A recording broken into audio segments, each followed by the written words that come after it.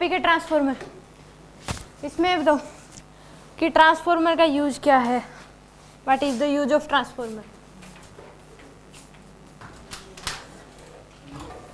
हर जगह लगे होते हैं, तो देखे होंगे आपने बिजली के खंभों पे। तो इसमें देखो ट्रांसफॉर्मर का क्या यूज होता है कि एक प्रकार से ट्रांसफॉर्मर जो है high voltage to low voltage को, हाई वोल्टेज अगर आ रही है तो उसको क्या कन्वर्ट कर देगा लो वोल्टेज में, और लो वोल्टेज को किस में कन्वर्ट कर देगा हाई वोल्टेज में। क्योंकि हर जगह जो है, जैसे कोई कितने भी अप्लायंसेस हैं, एक होते हैं इलेक्ट्रिकल अप्लायंसेस डिवाइसेस और एक होते हैं इलेक्ट्रॉनिक डिवाइसेस। इलेक्ट्रिकल डिवाइसेस जो सीधा जो है 220 वोल्ट पे काम करते हैं, जैसे एसी हो गया या फिर फैन हो गया, ये सीधा किस पे काम करते हैं 220 वोल्ट पे।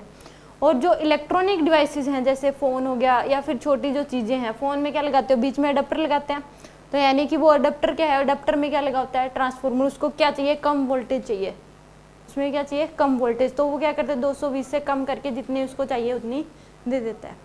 तो जितने भी डिवाइसेस हैं सब में क्या लगा होता है ट्रांसफॉर्मर लगा होता है। तो ट्रांसफॉर्मर का बेसिकली काम क्या है कि क्योंकि हर जगह क्या चाहिए, मान लो फैक्ट्रीज भी हैं, घरों में भी आती है, कहीं पे फैक्ट्रीज में जो मशीनें लगी हुई हैं वो 1100 वोल्ट पे काम करती हैं, 11,000 वोल्ट पे काम करती है, 2200 वोल्ट पे काम करती है, 3300 वोल्ट पे काम करती है, कोई अप्लायंसेस 440 वोल्ट पे काम करता है, तो अलग अलग वोल्टेज पे काम करते हैं। तो उसके लिए क्या करना पड़ेगा कि मान लो अब जो बिजली आती है वो पावर प्लांट से आएगी, तो यानी कि फिर हर एक अप्लायंसेस के अनुसार अलग अलग वोल्टेज क्या आनी चाहिए, तो यानी कि कितनी ज़्यादा वायर लगानी पड़ जाएंगी कि अगर मान लो 1100 चाहिए तो 1100 वोल्ट की, 220 चाहिए तो 220 वोल्ट की, उससे ज़्यादा चाहिए तो उससे ज़्यादा की। तो यानी कि फैक्ट्रीज होती है उसमें तो बड़ी बड़ी मशीनें होती हैं जो कि ज़्यादा से ज़्यादा वोल्टेज पे काम करेगी, 2200 3300 इस तरीके से।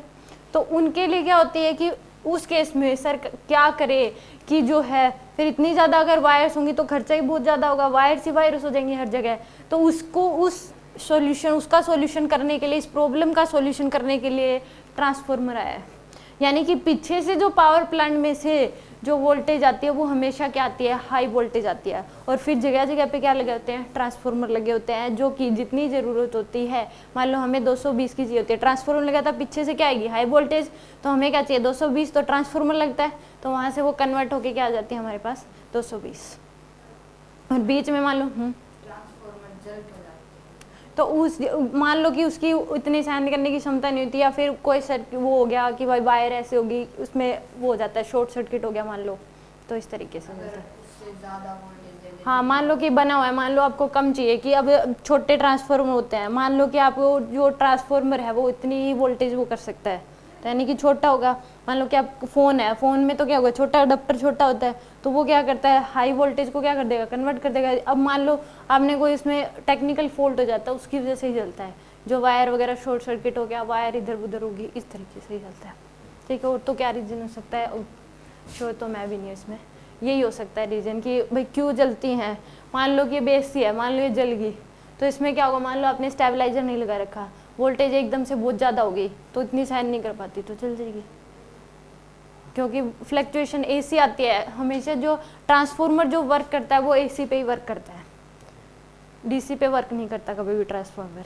एसी में क्या होती है वोल्टेज बढ़ती रहती है, पोलैरिटी चेंज होती रहती है, एक बार करंट ऐसे चलेगा एक बार ऐसे चलता है, वोल्टेज कम ज़्यादा होती रहती है। तो ट्रांसफॉर्मर हमेशा वर्क करता है किस पे एसी पे, डीसी पे वर्क नहीं करता। ठीक है, एसी को ही कम ज़्यादा करके देता है। अब इन्वर्टर है वो क्या करता है कि एसी को लेगा, एसी को डीसी में कन्वर्ट करेगा और बैटरी उसको क्या कर लेगी स्टोर कर लेगी। इन्वर्टर का काम होता है एसी को डीसी में कन्वर्ट करके, और बैटरी क्या कर लेती है उसको स्टोर कर लेती है, फिर दोबारा से जो डीसी स्टोर हुई है उसको कन्वर्ट कर देगा एसी में और सप्लाई कर देगा।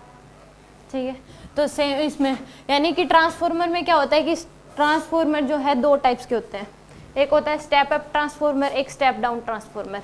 कितने टाइप का होता है, दो टाइप्स का, स्टेप अप और स्टेप डाउन। जो स्टेप अप ट्रांसफॉर्मर है ये क्या करता है लो वोल्टेज को हाई वोल्टेज में कन्वर्ट करता है, to increase voltage, increase voltage को इंक्रीज करने में काम करेगा। क्या करेगा ये, to convert low voltage to high voltage, low को किस में कन्वर्ट कर देगा ये हाई वोल्टेज में। और स्टेप डाउन क्या करेगा, हाई को किस में कर देगा, लो में। हाई वोल्टेज को कन्वर्ट कर देगा किस में, high voltage to low voltage, यानी कि डिक्रीज करता है वोल्टेज को। ठीक है, यानी कि स्टेप ट्रांसफार्मर के दो टाइप्स होते हैं। अगर हमें मान लो हमें वोल्टेज कम ज़्यादा आ रही है पीछे से, हमें क्या चाहिए, कम चाहिए, तो हम क्या कर लेंगे, उसको स्टेप डाउन ट्रांसफार्मर यूज कर लेंगे। अब मान लो पीछे से हमने तो क्या कर लिया, 11 सॉरी हमें चाहिए 220, तो क्या होगी, स्टेप डाउन ट्रांसफार्मर। अब जो फ़ोन है तो उसमें और छोटा है, वो 220 आ रही है, तो फ़ोन को चाहिए 22 वोल्ट, अलग अलग लिखा होता है बैटरी पे कि इतने वोल्ट पे काम करेगा, 22 वोल्ट चाहिए, 11 वोल्ट चाहिए, तो वो क्या कर देगा, अडेप्टर उसको 220 को कन्वर्ट कर देगा किस में, 22 में। ऐसे ही मान लो मेरे पास लो है, हाई में कन्वर्ट करना है, तो हम क्या कर लेंगे उसको, स्टेप अप ट्रांसफार्मर। कि कैसे वर्क करेगा अभी पढ़ेंगे इसमें।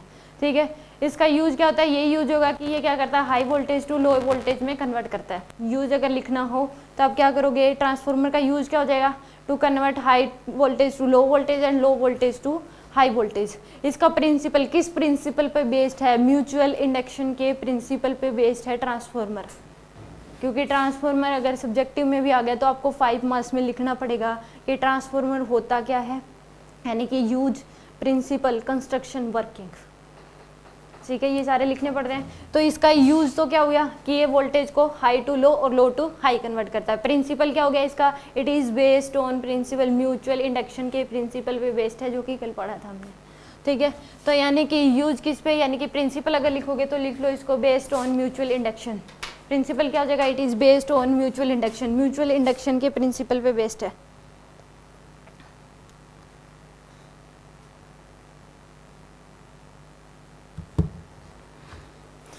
ठीक है, एनी डाउट इसमें? देखो अब एक होती है सॉफ्ट आयरन की शीट होती है, क्या होती है, सॉफ्ट आयरन, यानी कि फेरोमैग्नेटिक सब्सटेंस होता है। क्या होता है, एक फेरोमैग्नेटिक सब्सटेंस। फेरोमैग्नेटिक सब्सटेंस क्या होता है, आप पढ़ोगे फेरोमैग्नेटिक, पैरामैग्नेटिक और डायमैग्नेटिक। सब्जेक्ट की क्लास में इसकी क्लास है, फेरो, पैरा और डाया, तीनों में क्या फ़र्क होता है। तो फेरोमैग्नेटिक सब्सटेंस क्या होगा कि मान लो कि यहाँ पे क्या दे रखे हैं आपको, मैग्नेटिक फील्ड लाइंस दे रखे हैं, इस डायरेक्शन में क्या दे रखी है, मैग्नेटिक फील्ड लाइंस।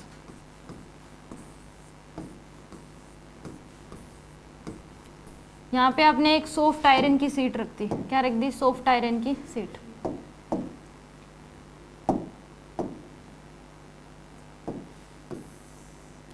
यहाँ पे एक सॉफ्ट आयरन की सीट रख दी आपने। तो ये क्या है, सॉफ्ट आयरन सीट क्या है, यानी कि ये फेरोमैग्नेटिक सब्सटेंस रख दिया। क्या रख दिया, फेरोमैग्नेटिक सब्सटेंस। इसमें सॉफ्ट आयरन बोलते हैं क्योंकि ये ज़्यादा फेरो दी, ये सॉफ्ट आयरन ही क्यों रखते हैं वो भी बताऊंगी। सॉफ्ट आयरन की क्या रख दी, एक सीट रख दी। तो फेरोमैग्नेटिक सब्सटेंस क्या होता है कि मैग्नेटिक फील्ड लाइंस को अपनी तरफ क्या करता है, अट्रैक्ट करता है, कुछ ज़्यादा ही पसंद करता है मैग्नेटिक फील्ड लाइंस। तो जैसे ही आपने मैग्नेटिक फील्ड लाइंस में एक सॉफ्ट आयरन की सीट रखी, यानी फेरोमैग्नेटिक सब्सटेंस रखा, तो ये क्या करेगा, ये जो आसपास की लाइनें हैं ये भी क्या हो जाएंगी, इसमें से जानी शुरू हो जाएंगी। आसपास की लाइनें भी क्या होंगी, इसमें से जानी शुरू हो जाएंगी। यानी कि ये जो लाइनें हैं ऊपर वाली, ये भी क्या होंगी, इसमें से जाएंगे ऐसे, हाँ बैंड हो जाएंगे ऐसे, और फिर वापस से क्या हो जाएंगी, सीधी। ये कोलिजन नहीं करता है, मतलब एक दूसरे से टकराती नहीं है, कोलिजन नहीं होता। मतलब ऐसे पहले ऐसे होंगी, धीरे धीरे ऐसे सीधी हो जाएंगी। जैसे दिखा कि सो फेरोमैग्नेटिक सब्सटेंस रखा है, ऐसे सीधी जा रही थी, एकदम से इसकी तरफ मुड़ जाएंगी ऐसे।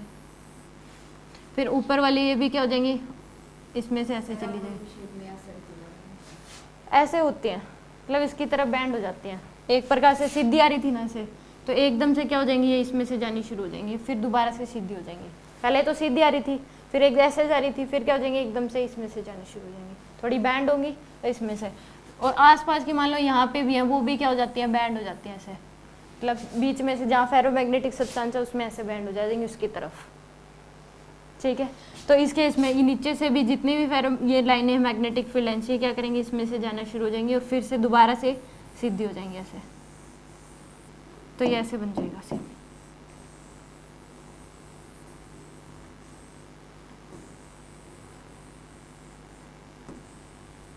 ऐसे हो जाती हैं, आसपास की जितनी होंगी वो क्या हो जाएंगी, इसकी तरफ बैंड हो जाएंगी और फिर दोबारा से क्या हो जाएंगी, ये सीधी हो जाएंगी। ये क्या है, सॉफ्ट आयरन की सीट है। क्या थी ये, सॉफ्ट आयरन की, और ये थी मैग्नेटिक फील्ड लाइंस। यानी कि फेरोमैग्नेटिक सब्सटेंस क्या होता है कि वो क्या करता है, मैग्नेटिक फील्ड लाइंस अगर जा रही है, मान लो सीधी सीधी जा रही है, जैसे आपने फेरोमैग्नेटिक सब्सटेंस रखा तो सारी की सारी क्या हो जाएंगी, उसमें से पास करना शुरू हो जाएगी और फिर दोबारा से उसी शेप में आगे जाने लग जाएंगे। इसका यूज होगा अभी ट्रांसफार्मर में सॉफ्ट आयरन की सीट का। सॉफ्ट आयरन क्या है, एक फेरोमैग्नेटिक सब्सटेंस है, it is used in transformer. लिख लो इस बात को, soft iron is a ferromagnetic substance, it is used in transformer.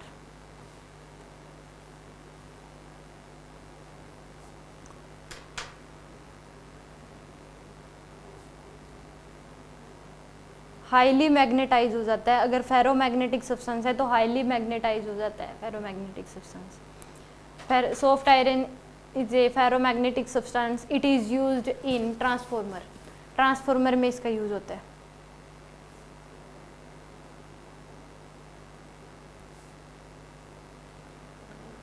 Ferromagnetic substance की और भी देख सकते हो, निकल, कोबाल्ट, आयरन, ये एग्जाम्पल होते हैं वैसे फेरोमैग्नेटिक सब्सटेंस के। हाईली मैग्नेटाइज हो जाते हैं।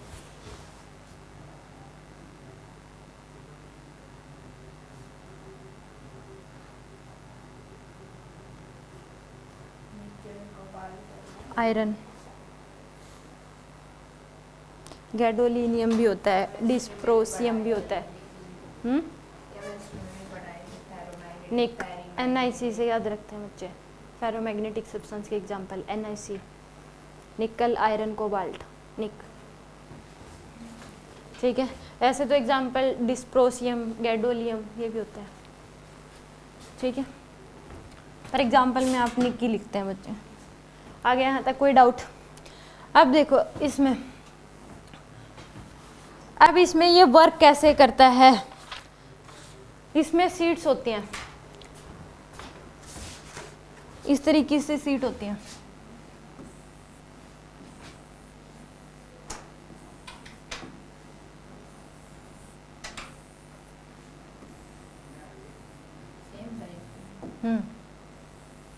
कई सारी सीट्स होती हैं ऐसे।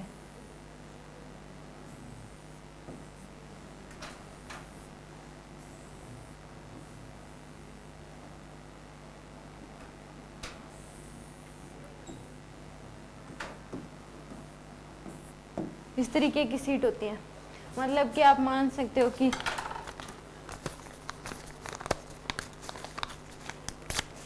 इस तरीके की होती हैं ऐसे, और इनको चिपका दो बहुत सारी, बीच में स्पेस होता है, खाली होती है बीच में से। ऐसी बहुत सारी सीट्स होती हैं, बीच में चिपका दो सारी, बहुत सारी हो जाएंगी। तो सेम इस तरीके से बनाया मैंने। यही सीट है, एक सीट और लगा दो, दूसरी, तीसरी, फोर्थ, फिफ्थ, बहुत सारी होती हैं। तो ये किसकी सीट होती है? सॉफ्ट आयरन की सीट्स होते हैं। ठीक है, या तो सॉफ्ट आयरन की सीट्स होती है बहुत सारी।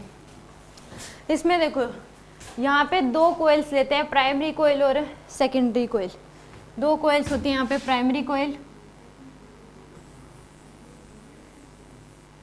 और यहाँ पे एक सोर्स जोड़ जाता है, प्राइमरी सोर्स, और एक सेकेंडरी कोयल होती है। यहाँ पे जोड़ा जाता है एक लोड रेजिस्टेंस।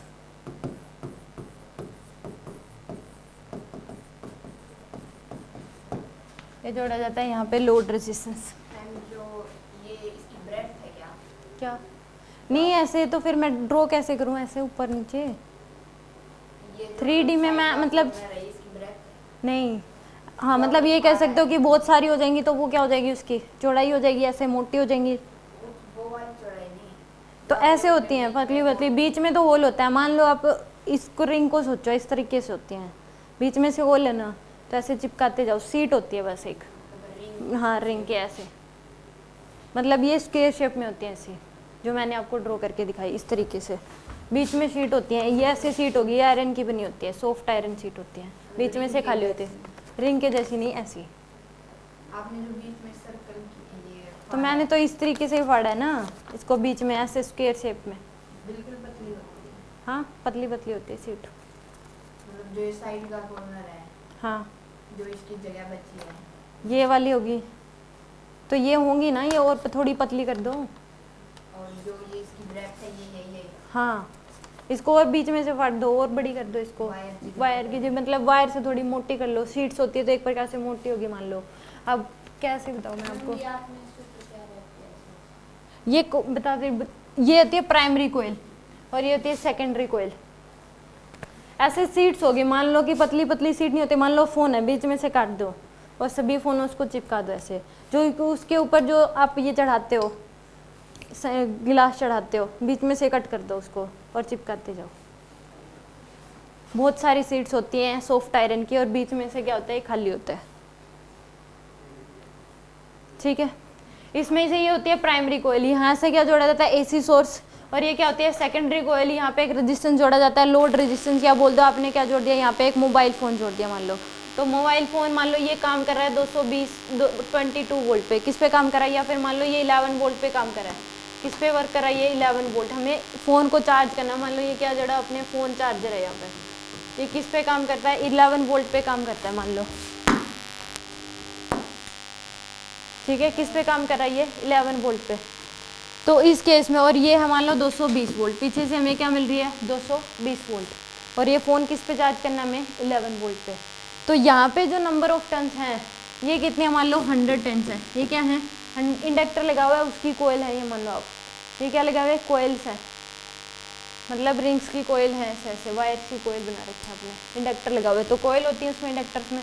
तो ये क्या होगी, मान लो 100 टर्न्स है, सोलेनोइड है तो उसके ऊपर आप वायर चढ़ाते हो तो टन्स होते हैं, तो ये क्या होगी, मान लो 100 टन्स है। ये कितनी टन्स है, 100 टन्स। और यहाँ पे आपने मान लो ये ले ली 5 टन, क्या ले लिया आपने, 5 टन्स। अब मेरे को बताओ ये 220 वोल्ट और ये दोनों पैरेलल में है या नहीं है, हैं? तो इसके अक्रॉस 220 वोल्ट है, तो इसके अक्रॉस भी क्या हो जाएगा, 220 वोल्ट। मानते हो इस बात को?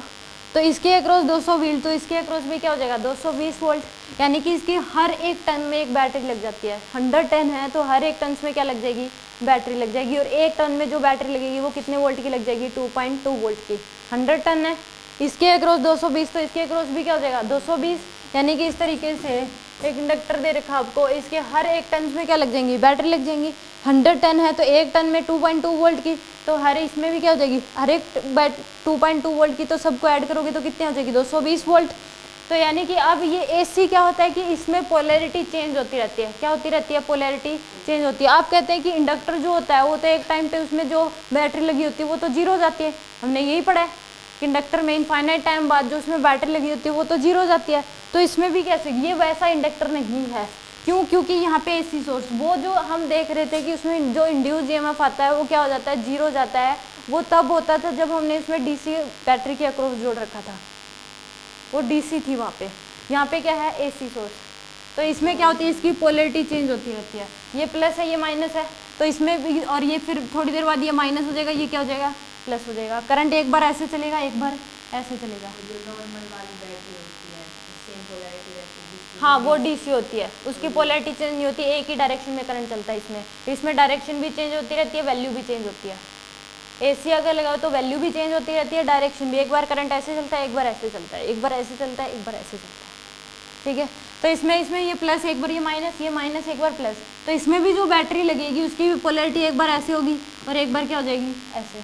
तो पोलैरिटी अपोज करेगा, जैसे ही अपोज, जैसे इसे करंट ऐसे चलाइए, इसकी बैटरी ऐसे लग जाएगी, अपोज करेगी, फिर तुरंत डायरेक्शन चेंज हो जाएगी, फिर अपोज करने लगे, तो इसमें हमेशा लिखी बैटरी लगी ही रहेगी। तो इसके अक्रॉस 220, तो इसमें भी क्या रहेगा, इसके अक्रॉस भी क्या हो जाएगा, 220 है हमेशा के लिए। क्योंकि यहाँ पे एसी होता है। डीसी होता तो एक टाइम के लिए क्या होता कि वो करंट ही चलना क्या हो जाता है, इंड्यूस ईएमएफ आता, वो क्या हो जाता है, जीरो, करंट चलना बंद। तो उसमें नहीं कह सकते। ये एसी है तो इसकी पोलैरिटी चेंज होती है, तो इसमें जो बैटरी लगेगी उसकी भी पोलैरिटी क्या होती रहेगी, चेंज होती रहेगी। ठीक है, तो इस केस में हर एक टन में बैटरी लगेगी 2.2 वोल्ट की। तो इसमें देखो फ्लक्स चेंज हो रहा है कि नहीं हो रहा, हो रहा है, क्योंकि वोल्टेज कम ज़्यादा हो रही है, पोलैरिटी चेंज हो रही है, तो फ्लक्स चेंज हो रहा है। तो फ्लक्स अगर चेंज हो रहा है तो फैराडे ने क्या बताया था कि इसमें इंड्यूस ईएमएफ क्यों आता है, क्योंकि फ्लक्स चेंज हो रहा है, और फ्लक्स के चेंज होने से क्या हो जाती है, उसमें इंड्यूस ईएमएफ आता है, तो इसलिए क्या आता है, इसमें इंड्यूस ईएमएफ यानी कि बैटरी लग जाती है। तो अब देखो, इसमें अगर एक ही सिंगल कोयल होती है तो इसमें मैग्नेटिक फील्ड लाइंस की जो शेप होती है वो ऐसी बनती है, सर्कुलर शेप बनती है। बट इसमें क्या है, यहाँ पे ये इस केस में यहाँ पे सॉफ्ट आयरन की सीट आपने यूज कर ली, तो इसकी वजह से जो मैग्नेटिक फील्ड लाइंस की शेप है वो क्या हो जाती है, चेंज हो जाती है। क्या हो जाती है, चेंज। सर्कुलर से क्या बन जाती है, स्क्वायर। सर्कुलर से चेंज होकर क्या बन जाती है, स्क्वायर बन जाती है। इसमें अंदर ही अंदर ऐसे मैग्नेटिक फील्ड लाइन जनरेट हो जाएगी। क्या हो जाएगी, अंदर ही अंदर मैग्नेटिक फील्ड लाइन जनरेट हो जाती है ऐसे।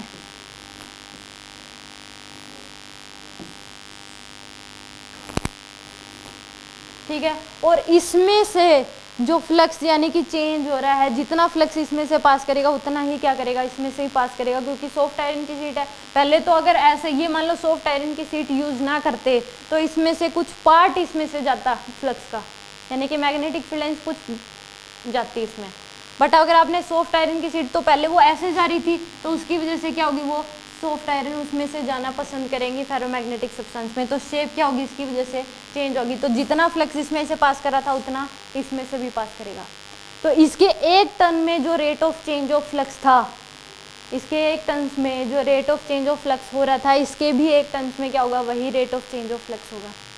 तो इसके भी एक टन में कितनी वोल्ट की बैटरी लग रही थी, 2.2 वोल्ट की, तो इसके भी एक टन में क्या लग जाएगी, 2.2 वोल्ट की। और ये 5 टन ले रखे हैं तो कितने वोल्ट की होगी, 5 × 2.2 11 वोल्ट, और हमें चाहिए भी क्या था, 11 वोल्ट। तो हमने 220 से क्या कन्वर्ट कर लिया, 11 वोल्ट। ये है स्टेप डाउन ट्रांसफॉर्मर। मतलब जो टर्न्स हाँ, हैं वो कम करनी पड़ेंगी। अगर हमें हाई से लो चाहिए तो जो N1 है, जो प्राइमरी कोयल्स की टर्न्स है, वो ज़्यादा होती हैं N2 सेकेंडरी कोयल के टर्न से। हाँ, हमें जितनी चाहिए उस हिसाब से टर्न होती हैं ये। मान लो हमें 220 से 11 चाहिए थी, तो यहाँ पे 100 टन ले ली, यहाँ पे कितनी ले ली, 5 टन। तो यहाँ पे हर इसके एक कोयल में से जितना rate of change of flux होगा, इसके एक कोयल में से भी क्या होगा, उतना ही rate of change of flux. तो इसके एक कोयल में जो बैटरी लग रही थी 2.2 वोल्ट की, तो इसके एक टन में भी क्या लग जाएगी, 2.2 वोल्ट की। और कितनी टन है, 5, तो हर एक में 2.2 वोल्ट की, तो नेट कितनी होगी, 11। और ये इसके क्या है, पैरेलल में, तो इसके अक्रॉस 2.2 वोल्ट है, तो इसके अक्रॉस भी क्या हो जाएगा, 11 वोल्ट। इसके अक्रॉस भी 11 वोल्ट हो गया नेट, तो इसके अक्रॉस भी क्या हो जाएगा, 11 वोल्ट। और फोन क्या होगा, चार्ज होने लग जाएगा। आया समझ। तो ये होती है प्राइमरी कोयल, और ये क्या होती है, सेकेंडरी कोयल। इसमें प्राइमरी कोयल्स के जो नंबर ऑफ टर्न्स है उससे N1 से डिनोट करते हैं, इसमें जो नंबर ऑफ टर्न्स है वो क्या करते हैं, N2 से डिनोट करते हैं। ठीक है, तो हमेशा अगर स्टेप अप हम क्या करते हैं, स्टेप अप अगर ट्रांसफार्मर की बात हो रही है, क्या करा सर ने,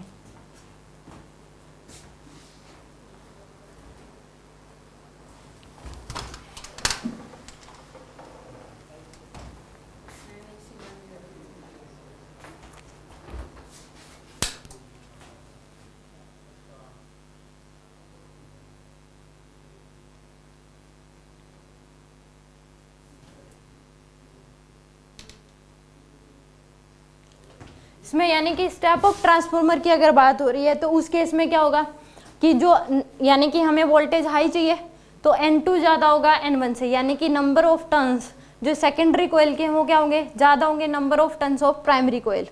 और अगर हमें वोल्टेज हाई से क्या चाहिए, लो, तो उस केस में number of turns in primary coil वो क्या होंगे, ज़्यादा होंगे number of turns in secondary कोयल।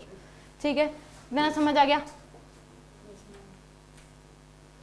इसका मतलब तो वोल्टेज डायरेक्टली प्रोपोर्शनल हो गया नंबर ऑफ टर्न्स।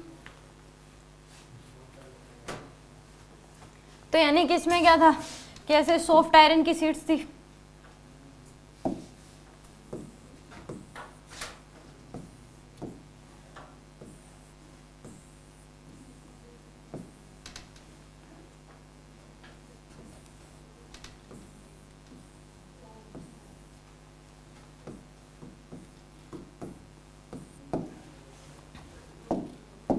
प्राइमरी कोयल, यहाँ पे AC सोर्स, और ये है सेकेंडरी कोयल। यहाँ पे जोड़ते हैं लोड रेजिस्टेंस, लोड रेजिस्टेंस बोलते हैं इसको, अप्लायंसेस को, जो भी यहाँ पे आप जोड़ सकते हो, फ़ोन या फिर आप कुछ भी।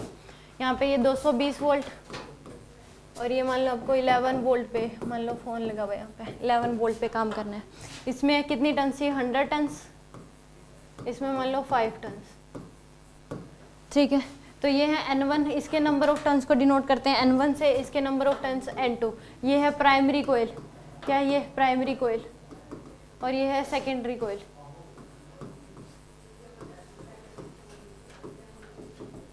ठीक है, तो अगर स्टेप अप ट्रांसफार्मर की बात हो रही है, क्या हो रही है, स्टेप अप ट्रांसफार्मर की, तो उस केस में स्टेप अप ट्रांसफार्मर में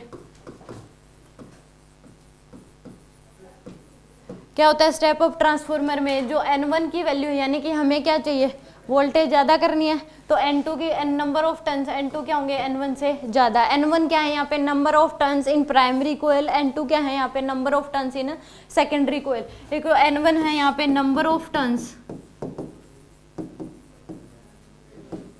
इन प्राइमरी कोयल और N2 क्या है, number of turns in secondary कोयल।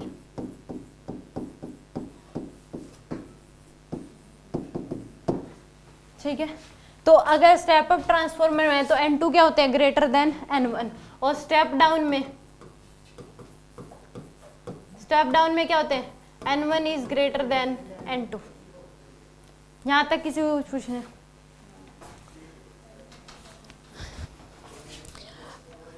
एक होता है ट्रांसफॉर्मेशन रेशियो। क्या होता है ट्रांसफॉर्मेशन रेशियो, ये होता है N2 बाई N1। क्या होता है ट्रांसफॉर्मर रेशियो जो होगा वो क्या हो जाएगा, N2 बाई में N1,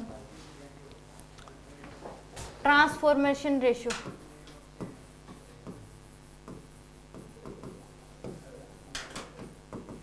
ये होता है N2 बाई में N1, इसको बोलते हैं N2 बाई N1 के जो रेशियो, इसको क्या बोलते हैं, transformation ratio.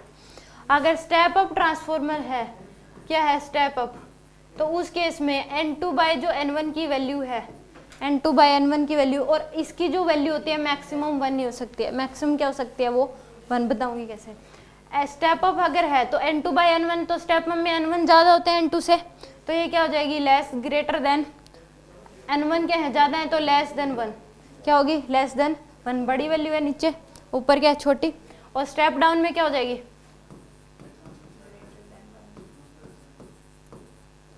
N2 by N1 की जो वैल्यू होगी वो क्या हो जाएगी, ग्रेटर देन 1। क्या कह रहे हो,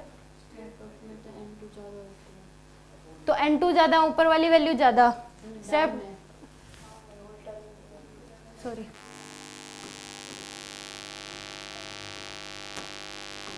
इसमें होता है N2 बाई N1, तो इस केस में N2 ज़्यादा है तो ये क्या हो जाएगी, ग्रेटर देन 1, और इसमें N2 बाई N1 की वैल्यू क्या हो जाएगी, लेस देन 1।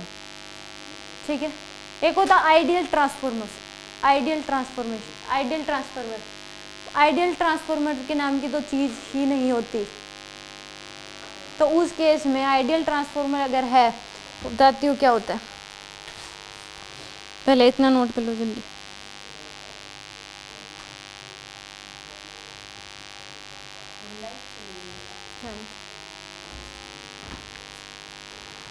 इतना समझ आ गया। इस केस में देखो, एक होती है इसकी मान लो वोल्टेज क्या है V1, वोल्टेज क्या है इसके क्रॉस V1, करंट इसमें से कितना फ्लो करेगा I1, तो पावर कितनी सप्लाई करेगा ये V1 I1, पावर इतनी सप्लाई करेगा। इसके क्रॉस वोल्टेज है मान लो V2, इसमें करंट फ्लो कर रहा है क्या I2, तो इसके क्रॉस पावर क्या हो जाएगी, पावर कितनी सप्लाई करेगा ये I2 V2। अगर आइडियल ट्रांसफार्मर अगर है तो उस केस में इसको बोलते हैं इनपुट पावर, तो क्या बोलते हैं इनपुट पावर, और ये क्या है आउटपुट पावर। अगर आइडियल ट्रांसफार्मर है तो उस केस में इनपुट पावर क्या होती है, हमेशा इक्वल होती है आउटपुट पावर के। इनपुट पावर क्या हो जाएगी, इक्वल हो जाएगी आउटपुट पावर के। तो आइडियल ट्रांसफार्मर बेसिकली वैसे होता नहीं है, अगर आइडियल बोल दिया तो इस केस में इनपुट पावर किसके इक्वल हो जाएगी, आउटपुट पावर की। रियल में ऐसा नहीं होता, हमेशा इनपुट पावर, अगर रियल ट्रांसफार्मर है तो उसमें इनपुट पावर ज़्यादा होती है आउटपुट पावर से हमेशा। अगर रियल ट्रांसफार्मर होगा तो उसमें क्या हो जाएगी, इनपुट पावर ग्रेटर देन होगी आउटपुट पावर से। क्योंकि आइडियल ट्रांसफार्मर है तो जितनी आप इनपुट पावर दोगे उतनी आउटपुट होगी, एनर्जी का लॉस ही नहीं होता उस केस में, एनर्जी का, क्योंकि जितनी एनर्जी आपने दी उतनी क्या होगी, यूज होगी, एनर्जी क्या रही, कंजर्व रही, एनर्जी का लॉस नहीं होता अगर आइडियल है तो। बट रियल है तो एनर्जी का लॉस होता है, आयरन लॉस होता है उसमें, कॉपर लॉस होता है, फ्लक्स लॉस होता है, ये उसके लॉसेस होते हैं इसमें, क्योंकि हीट प्रोड्यूस होती है, करंट चलेगा तो हीट प्रोड्यूस होती है, तो उसकी वजह से क्या होता है, एनर्जी लॉस होता है। तो बेसिकली आइडियल तो एग्जिस्ट नहीं करता, इसका मतलब आइडियल अगर है तो एफिशिएंसी क्या होती है उसकी 1 होती है, यानी कि जितनी आपने एनर्जी भेजी उतनी क्या होगी, यूज होगी, उसको बोलते हैं आइडियल ट्रांसफार्मर। यानी कि आइडियल ट्रांसफार्मर अगर है तो उस केस में क्या होगा, इनपुट पावर इक्वल हो जाएगी किसके, आउटपुट पावर के। यानी कि V1I1 इक्वल टू क्या हो जाएगा V2I2। ठीक है, इतना समझ आ गया। आइडियल ट्रांसफॉर्मर में V1I1 यानी कि इनपुट पावर इक्वल होती है किसके, आउटपुट पावर के। और अगर रियल ट्रांसफॉर्मर की बात करें, किसकी, रियल ट्रांसफॉर्मर, तो इस केस में इनपुट पावर ग्रेटर देन होती है आउटपुट पावर से।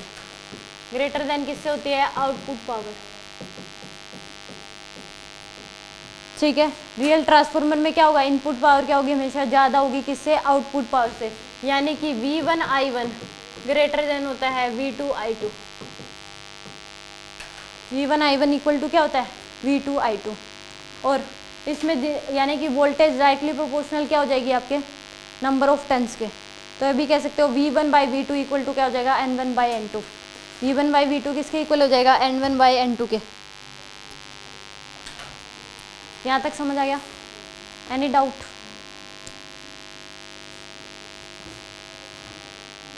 एक होती है एफिशिएंसी, ई से रिप्रेजेंट करते हैं। ये होती है input power divide by output power divide by input power. Efficiency क्या होती है, आउटपुट पावर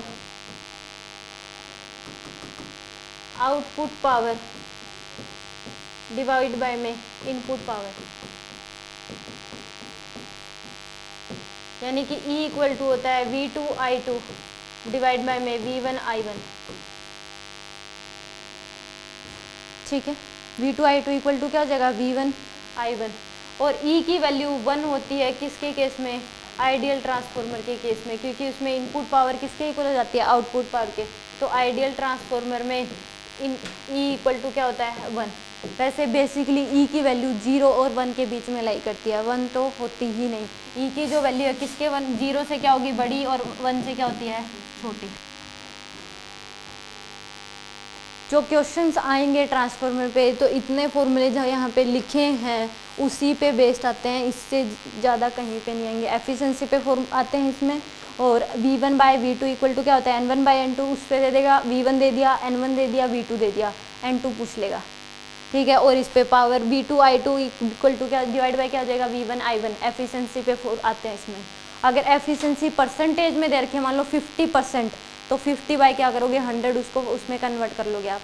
ठीक है, इस पे इससे हट के कोई क्वेश्चन इसमें नहीं आता। यहाँ तक कोई डाउट? इसमें लॉसेस होता है एनर्जी का, रियल ट्रांसफॉर्मर ही होता है, लॉस होगा ही होता है एनर्जी का। अगर कोई पूछ ले इसमें इंड्यूस्ड ईएमएफ क्यों आया, तो आप कह सकते हो क्योंकि इसमें क्या हो रहा है, फ्लक्स चेंज हो रहा है। फ्लक्स के चेंज होने से फैराडे ने बताया था कि अगर फ्लक्स चेंज होगा तो उसकी वजह से क्या होता है, उसमें इंड्यूस्ड ईएमएफ आती है। ठीक है, और ये वो वाला जो पीछे पढ़ते थे कि भाई एक टाइम पे इसमें जो इंड्यूस्ड ईएमएफ आता है वो क्या हो जाता है, 0, वो ऐसा नहीं है, क्योंकि यहाँ पे एसी सोर्स के अक्रॉस जोड़ रखा है। और इस केस में पोलैरिटी इसकी चेंज होती रहती है, तो इस केस में इसमें बैटरी भी जो लगी उसकी भी पोलैरिटी क्या होती है, चेंज। और फ्लक्स हमेशा के लिए क्या होता है, इसमें चलता रहता है।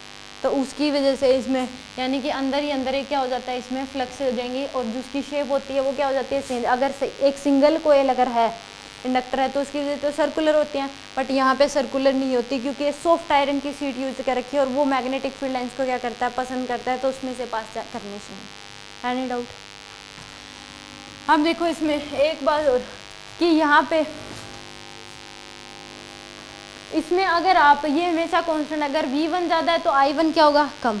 यहाँ पे V2 कम है तो I2 क्या होगा, ज़्यादा होगा। अब कि एक पढ़ते हैं हम एसी जनरेटर, उसमें क्या करते हैं हम 220 मान लो 4-5 वोल्ट हम खुद ही जनरेट कर लेते हैं ऐसे घुमा के, जो पढ़ेंगे तब पता लग जाएगा एसी जनरेटर में।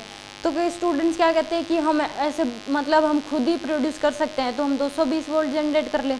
यहाँ पे जो नंबर ऑफ टन्स जो हैं, मान लो यहाँ पे नंबर ऑफ टन्स बढ़ा दो आप, हम खुद ही क्या कर लेंगे, बना ले उसमें नंबर ऑफ टन्स ज़्यादा कर दे, बहुत ज़्यादा 5 वोल्ट से क्या कर दे उसमें 220 वोल्ट बना सकते हैं। बट उस केस में अगर वोल्टेज आप ज़्यादा करोगे तो करंट क्या हो जाएगा, कम हो जाएगा।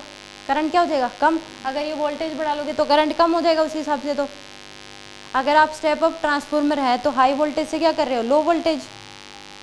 मान लो आप उसमें जनरेटर में क्या करते हैं, 5 वोल्ट की हम प्रोड्यूस कर सकते हैं ऐसे घुमा के। इसमें बनाया जाता है एक जनरेटर में एक पहिया ले लिया, उसके साथ एक एलईडी लाइट जोड़ देते हैं और उसको जैसे घुमाते जाओगे तो एलईडी जलती रहती है, एक मोटर होती है बस उसमें।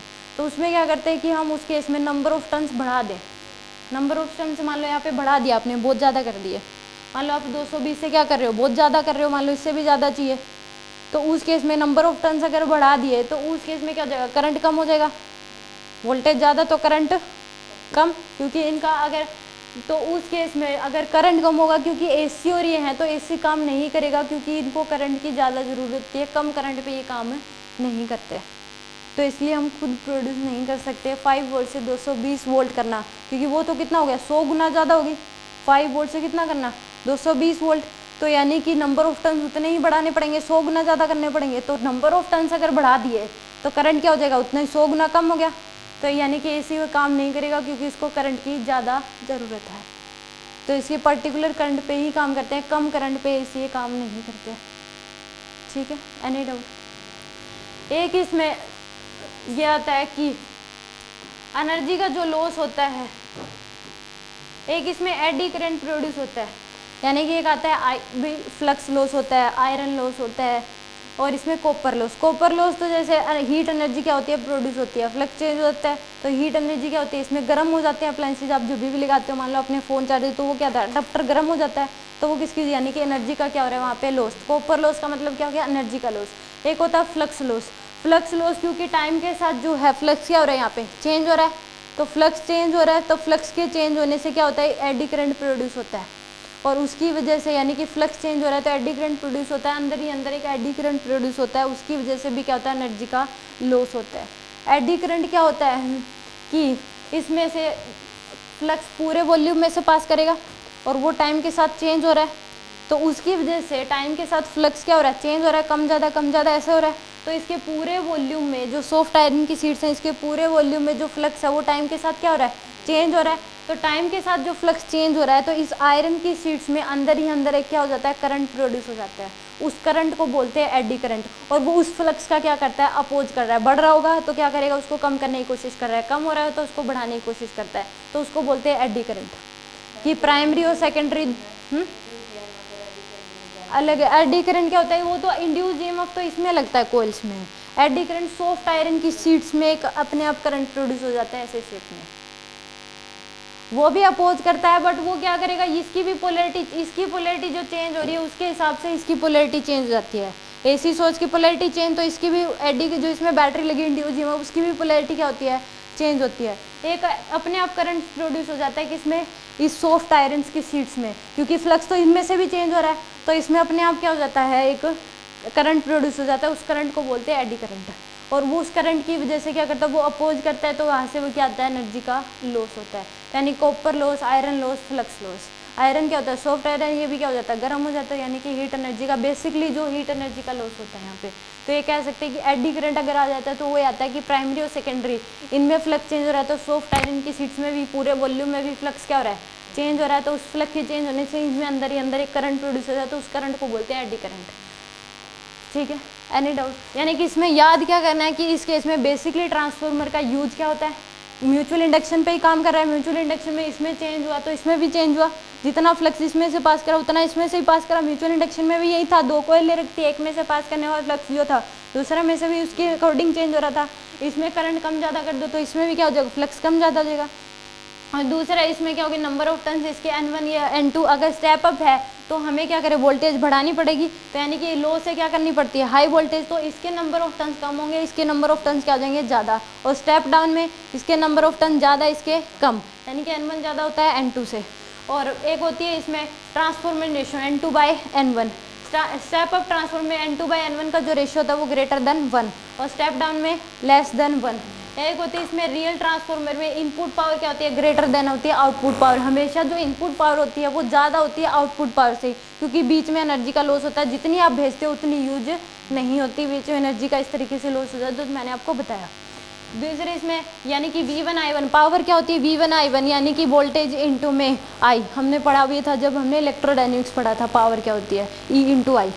तो यहाँ पे V1I1 क्या हो जाएगा, V2I2 से ज़्यादा हो जाएगा रियल ट्रांसफॉर्मर में। आइडियल ट्रांसफॉर्मर में इनपुट पावर क्या हो जाती है, इक्वल होती है आउटपुट पावर के, और एफिशिएंसी क्या होती है, आउटपुट पावर डिवाइड बाय में इनपुट पावर, और E इक्वल टू क्या हो जाएगा, V2/I2 divide by V1/I1। E की वैल्यू 1 होती है in case of ideal transformer, और E की जो वैल्यू जो रेंज होती है वो क्या होती है, 1 से कम होती है और 0 से ज़्यादा होती है नहीं डाउट। ये था ट्रांसफार्मर के बारे में। इसके क्वेश्चंस आपको डीपी में मिल जाएंगे, वो सोल्व करने ला। इन फॉर्मूले से बाहर ट्रांसफार्मर के क्वेश्चन नहीं आते। बेसिकली जो आते हैं वो एफिशिएंसी पे आते हैं, और इन चारों चीज़ों में से एक 3 दे देगा, एक पूछ लेगा, ठीक है।